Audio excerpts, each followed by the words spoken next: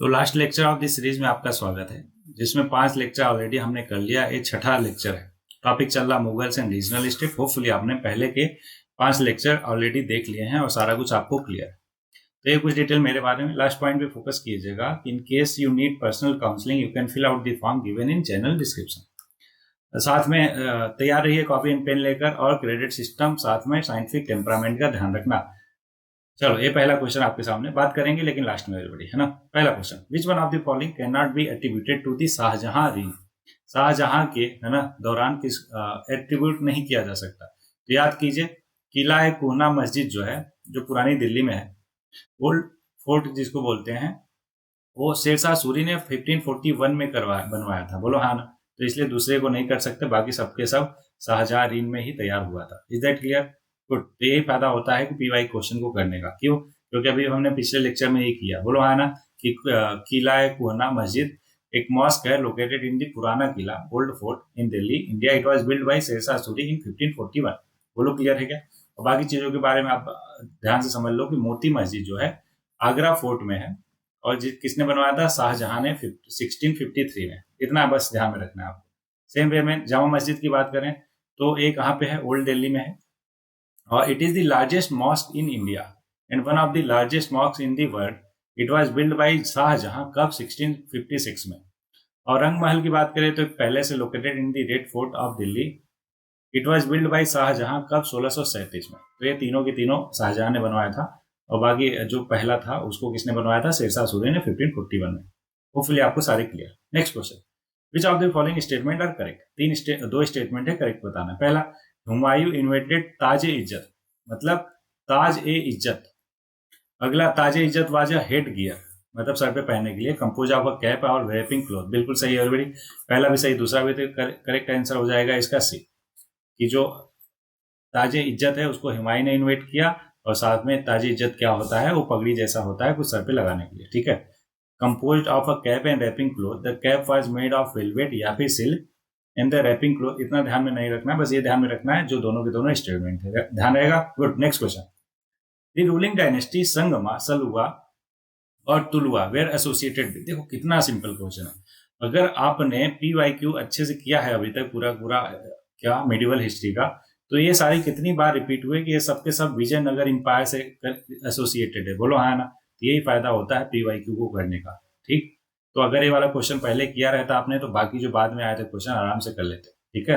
तो काफी बार किया है, इसलिए आगे बढ़ जाएंगे एवरीबॉडी। चाहो तो आप पढ़ सकते हो सारी डायनेस्टी के बारे में, अपन ने ऑलरेडी पढ़ा हुआ है अच्छे से, इसलिए आगे बढ़ जाएंगे। इन रिस्पेक्ट टू बलूतेदार्स, क्या balutedars, which one of the following statement are correct. Correct बताना है। 3 स्टेटमेंट है। पहला, they were village servant and artisan, बिल्कुल सही है। They were employed by individual peasant family, बिल्कुल गलत है। ये पूरे पूरे ग्रुप ऑफ विलेज से है ना, मतलब पूरा का पूरा गांव ही उनको एम्प्लॉय करता था। क्या करने के लिए? उनके काम को करने के लिए। ठीक है। इंडिविजुअल पीजेंट नहीं करते थे। तो दूसरा गलत, दूसरा गलत। तो आंसर आ जाएगा हमारा पहला और तीसरा। They existed in the medieval Deccan और महाराष्ट्र, बिल्कुल सही है। तो पहला और तीसरा सही है। बलूतेदार, ध्यान रखना आप कि पहला और तीसरा सही है इनके बारे में, दूसरा गलत है। ठीक है। दूसरा गलत क्यों है उसको ध्यान से देखते हैं कि they were not employed by individual peasant family but by a village as a whole. कितना ध्यान रहेगा। और बलूतेदार कौन होते थे? Village servant and artisan who provide various services to the farmer and the village community in exchange for a share of grain या फिर agriculture produce. Is that clear? Good. आगे अब बोल रहा है कि फ्रैंकोइस बर्नियर, होपफुली मेरा pronunciation ठीक है, गलत हो उसके लिए माफी। एक फिजिशियन था, किसका? प्रिंस मुराद का, प्रिंस जहानारा का, या फिर शाहजहां का, या फिर दारा सिको का। तो आई थिंक वो प्रिंस था, मतलब फिजिशियन था प्रिंस दारा सिको का। ठीक है। ध्यान में रखना आप कि Francois Bernier was a French physician, traveller और historian who lived in India कितने सालों के लिए? 12 सालों के लिए। और he was associated with Mughal court as a Persian physician of Dara Shikoh. Dara Shikoh कौन था? सबसे बड़ा पुत्र था किसका? एम्परर शाहजहां का, Dara Shikoh. Next, which one of the following statement about Mughal mansab system are correct. Mughal mansab के बारे में कौन से करेक्ट है? 3, पहला, दूसरा, तीसरा। याद कीजिए, जात हमने देखा था पहले भी कि rank wise an indicator of the mansabdar. Mansabdar क्या मतलब? वो जो घोड़े रखते थे, और कितने घोड़े हैं उसके पास, उस बेसिस पे हम क्या बताते थे कि वो उसका रैंक क्या होगा। तो जात जो रैंक है वो ऐसे मनसबदार का होता था in imperial hierarchy and the salary of the mansabdar. फिर से पढ़ो, zat rank was an indicator of a mansabdar, बिल्कुल सही है। Position in the imperial hierarchy and the salary of the mansabdar, एकदम ठीक। Sawar rank indicated the number of horseman the mansabdar was required to maintain, ये भी ठीक। इन the 17th century mansabdar holding 1000 या फिर एबव सवार rank were designated as the उमरा, तो एवरीबॉडी ये 1000 नहीं, यहाँ पे फैक्चुअली गलत है क्योंकि ये 5000 था, 1000 नहीं था। तो तीसरा गलत, पहला दूसरा सही, तो ऑप्शन होना चाहिए ए। क्या ध्यान में रहेगा था? क्या आपको पता चला क्या यूपीएससी किस तरीके से क्वेश्चन पूछता है, कैसे फैक्ट्स को तोड़ मरोड़ के पेश करता है, होपफुली आपको ध्यान रहे, है ना। तो देखो यहाँ पे 1000 की जगह 5000 करेक्ट है। Were also given the title of amir al umara, जिसको आमिर ऑफ आमिर्स बोलते थे, मतलब होता था जिसका। Next, name the platform used for ritual purposes by the king of Vijayanagara empire, तो उसको बोलते थे एवरीबॉडी महानवमी टिब्बा, जिसको महानवमी वाले फेस्टिवल को सेलिब्रेट करने के लिए इस्तेमाल किया जाता था। तो आप देख सकते हो, used by the king of the Vijayanagara empire to celebrate the festival of Mahanavami, और it is located in royal enclosure of the Hampi and it is a UNESCO world heritage site है अभी के लिए। प्लेटफॉर्म क्या है? 12 मीटर हाई है and it is made of granite, it is decorated with the carving of the elephants, horses और warriors. Next, the term upari, है ना, टर्म क्या है? उपारी या फिर upari, refers to which one of the following? एक category of proprietary tenure under the Mughal rule, नहीं, और category of tenancy under the Maratha rule, ठीक है, यही लग रहा। मराठा आर्मी नहीं और हेडमैन इंद्र नहीं, बिल्कुल। तो ऑप्शन बी करेक्ट है एवरीबॉडी, कि क्या है? उपारी क्या है? एक कैटेगरी ऑफ टेनेंसी है tenure under the Maratha rule. देख लेते हैं डिटेल में। Refer to category of tenancy under the Maratha rule, it was a system in which the revenue right of a particular area were leased out to an individual या फिर group of individual, जो then collect revenue from the land and pay a fix amount to the government. क्या करते थे? वहां से tax collect कर लेते थे और उसका एक फिक्स अमाउंट गवर्नमेंट को दे देते थे। Upari holder were responsible for the management and the collection of revenue from the assigned land. Next question. The Jamindar were an exploitative class in the Mughal India. बिल्कुल ठीक है। The Jamindar often received the support of peasantry in a large number of agrarian uprising in North India in the 17th century. अब ध्यान से समझो। पहला दिख रहा होगा कि सही है, ठीक है, कि क्या थे? जमींदार एक्सप्लॉयटेटिव क्लास थे मुगल इंडिया में। लेकिन अब सोचो कि सर फिर दूसरा तो गलत होना चाहिए ना, क्यों? क्योंकि फिर पीजेंट्री जो है उन्हें सपोर्ट क्यों करेंगे, वो भी लार्ज नंबर में, है ना। तो ऐसा था एवरीबॉडी, क्योंकि एक कॉम्प्लेक्स रिलेशनशिप था बिटवीन जमींदार और पीजेंट्री। तो वहां के स्पेसिफिक, सारे के सारे नहीं, ये क्या बोला है? Large number of agrarian uprising में, है ना, पीजेंट्री उनको सपोर्ट करते थे अपने फायदे के लिए। मैंने बताया ना एक और पर्टिकुलर लेक्चर में, हर किसी को अपना फायदा देखना है, आप समझ रहे हो क्या? तो फायदे के लोग होते हैं। तो ये दूसरा भी करेक्ट स्टेटमेंट है, पहला भी करेक्ट है, तो इसका दोनों के दोनों करेक्ट हो जाएगा।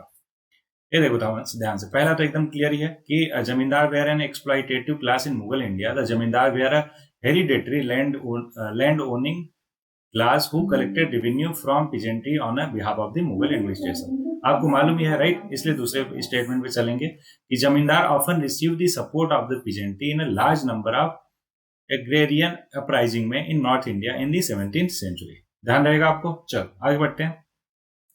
बोला which of the following statement about the Vijayanagara empire true? Vijayanagara empire के बारे में कौन सी चीजें ट्रू है? 4 स्टेटमेंट, वन बाय वन देखते हैं। The kings claim to rule on the behalf of the god Virupaksha, ठीक है। Rulers use the title Hindu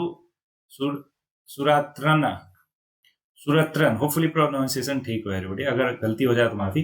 to indicate their close link with the god, okay. All royal orders were signed in Kannada, Sanskrit और तमिल, नहीं everybody.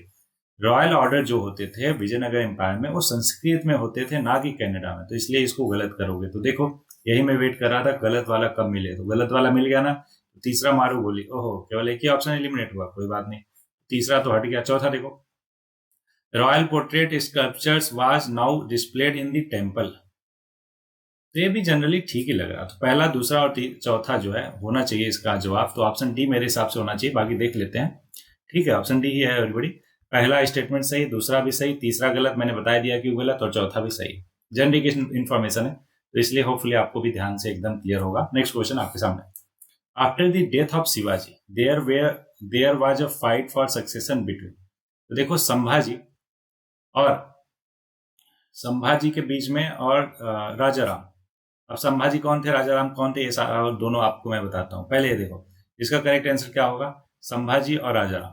अब after Shivaji death कब हुआ? 1680 में। His elder सन, संभाजी क्या थे? उनके बड़े बेटे थे। Succeeded him as the Chhatrapati of the Maratha empire. However his younger son Rajaram और उनकी widow Soyarabai challenges his claim और conspired against him. Civil war broke हुआ दोनों के बीच में, between the two faction, which was eventually won by Sambhaji. जीत गया with the help of some loyal generals and minister. Sambhaji ruled for 9 years until he was captured and executed by the Mughals कब? 1689 में। फिर राजा राम जो है वो छत्रपति बन गए और कंटिन्यू किया दी रेजिस्टेंस अगेंस्ट द मुगल। कब तक? जब तक उनकी डेथ नहीं हो गई 1700 में। इतना इंफॉर्मेशन ध्यान रहेगा आपको। गुड, इस स्टोरी के मापिक ध्यान में रखना। अगला बोला which empire did Niccolo de Conti, Abdul Razzaq, Afanasy Nikitin और फरनाओ नूनीज। याद करो, नूनीज एक बार आया था, मैंने आपको समझाया भी था कि अगर कहीं पे नूनीज आ जाए तो आप बता पाओ कि कब आए थे। विजयनगर एम्पायर के टाइम पे सबके सब आए थे। एक चीज से हमने पहचान लिया सारे के सारे। बोलो, ध्यान रहेगा आपको? अरे भाई हाँ है ना। तो इसलिए एक एक स्टेटमेंट जो यूपीएससी देता है, चाहे क्वेश्चन में हुआ चाहे स्टेटमेंट में हुआ, उसको ध्यान में रखना है आपको, ठीक है। तो ये सारे के सारे लोगों के बारे में है, Nicolo de Conti, Abdul Razzaq, वो सबके सब बारे में। चाहो तो आप पॉज करके आराम से पढ़ लेना, ठीक है। तो नेक्स्ट क्वेश्चन ये रहा आपके सामने। बोल रहा है which of the following feature of the state of Arcot, Arcot मतलब Karnataka, in the 18th century south India are correct. 4 statement है। पहला, the founder of dynasty that ruled Arcot were Daulat Khan Panni और सदातुल्ला खान। पता नहीं, रुक जाओ। Arcot became the site of a protected struggle between the English और Dutch East India Company from the 70s 40s। पता नहीं।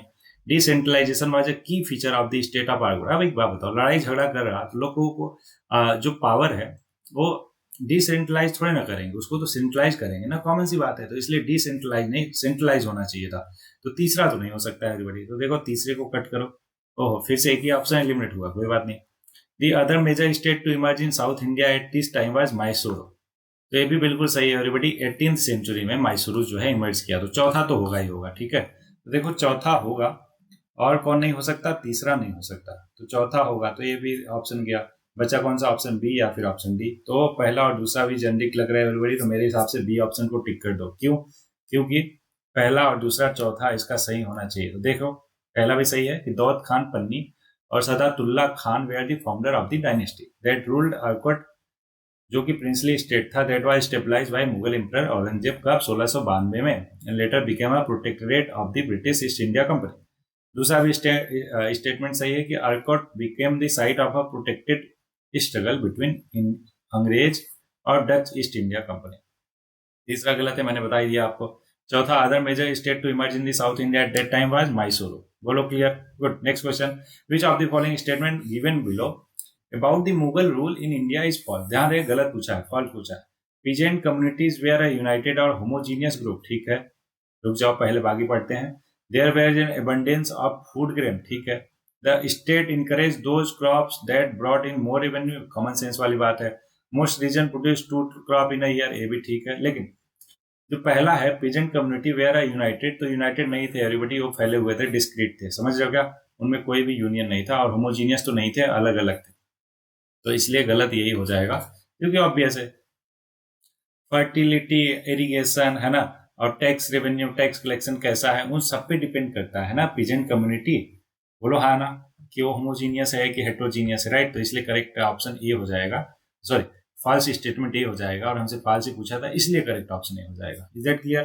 देखो वेरियस सोशल और इकोनॉमिकल डिफरेंसेस थे अमॉन्ग पीजेंट्स, दैट्स वाई वो होमोजीनियस ग्रुप नहीं थे, ठीक है, और ना ही यूनाइटेड थे।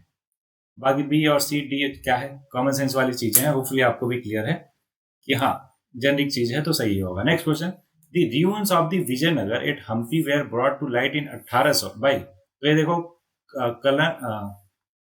कर्नल कोलिन मैकेंजी ने इसको क्या किया, डिस्कवर किया, लाइट में लाया, कब? 1800 में। किसको? Vijayanagar at Hampi, ruins of Vijayanagar at Hampi. Clear है क्या?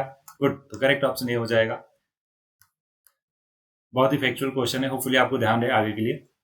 नेक्स्ट क्वेश्चन है कि consider the following statement about Sher Shah administration. Sher Shah administration के बारे में 2 स्टेटमेंट, दोनों में करेक्ट बताना है कौन से। पहला, he divided his empire into sarkar which were further divided into pargana. याद कीजिए मैंने बताया था क्या क्या, पहले परगना, फिर सरकार, फिर सूबा। कब आया था? अभी 2021 में आया था यूपीएससी सीएससी में, राइट। तो अगर ये क्वेश्चन आप करके जाते हैं CDS का, तो बताओ उसको आराम से बता नहीं देते? बिल्कुल बता देते। तो परगना क्या होता था everybody? Villages, group of villages, sarkar, district और सूबा, स्टेट। बोलो क्लियर है क्या? तो परगना ग्रुप ऑफ विलेजेस, फिर डिस्ट्रिक्ट, फिर स्टेट। तो बिल्कुल उसने डिवाइड किया था। अगला, the sarkar and pargana were directly administered by Sher Shah without the help of any other officer. बिल्कुल नहीं, उसको डायरेक्टली शेर शाह नहीं करते थे, उसके लिए अलग ऑफिशियल थे। करेक्ट ये हो जाएगा, दूसरा गलत हो जाएगा। देख सकते हैं दूसरा, कि an official to assist in the administration of these unit. क्या रिलाई करता था वो दूसरे ऑफिशियल पे? मैंने बता भी दिया आपको। Clear, good. और शेरशाह सूरी के बारे में कुछ इंफॉर्मेशन, कि Shershah Suri was a ruler in medieval India who establish the Sur dynasty and rule from 1540 से लेकर 1545 तक। He implemented administrative reform including dividing his empire into सरकार और Pargana for effective governance. He improved road connectivity by constructing the Grand GT road, जिसको भी आप बोलते हो, है ना? तो शेरशाह सूरी ने ही बनवाया था। And established a postal system for efficient communication. Sher Shah Suri introduced standardized coins और achieved military victory against the Mughal empire. इतना ध्यान रहेगा। गुड। सो एवरीबॉडी, इसमें इतना ही था। होपफुली आपको एक एक क्वेश्चन बहुत ही अच्छे से क्लियर होगा, कहीं पे कोई भी डाउट, क्वेरी, परेशानी नहीं होगा। ठीक है, तो ये हमारा लास्ट लेक्चर था इस पूरे सीरीज का। होप कि आपने पूरे सीरीज को अच्छे से एंजॉय किया। अगर ऐसा है तो थोड़ा कमेंट करके बताओ मेरे को, है ना, सच दैट कि अगले वाले कोर्स में हम और बेहतर कर पाएं आपके लिए। ओके, तो एक ऑनेस्ट अपना फीडबैक आपको डालना है कमेंट बॉक्स में इस वीडियो के बाद, सच दैट कि मेरे को भी थोड़ा सा आइडिया लग पाए कि हाँ ये सीरीज जो है आपको कितना हेल्प कर रहा, कितना नहीं। Is that clear? गुड।